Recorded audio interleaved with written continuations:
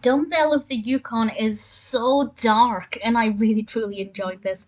This is the 1946 Disney cartoon directed by Jack King, and we have Clarence Nash as Donald Duck. Donald receives a postcard from Daisy that says, when it's winter time, she'd rather quite like a fur coat.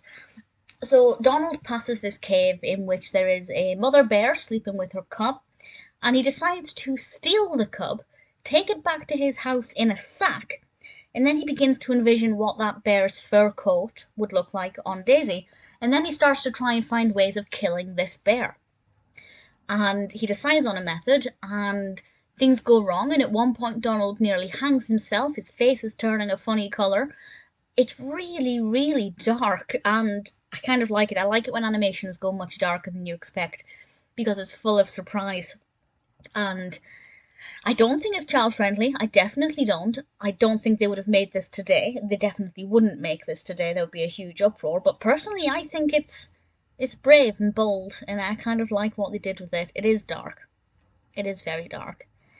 But at the same time, I'm not saying that Donald gets away with things. Things do go wrong for Donald big time.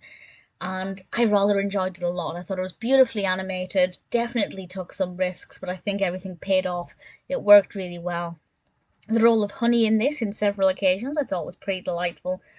Dumbbell of the Yukon, because of how dark and unpredictable it is, I think might be one of my favourite Donald Duck cartoons. I'm not 100% sure if it makes the top 10, but it very well might do, because it is... The treatment of that bear I just thought was very brave.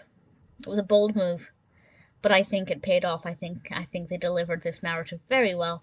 Very well animated, very fascinating narrative that I found to be quite delightful to watch. Dumbbell of the Yukon is a pretty brilliant cartoon that if you're a fan of Donald or of Disney, I think it's one that you're going to want to see.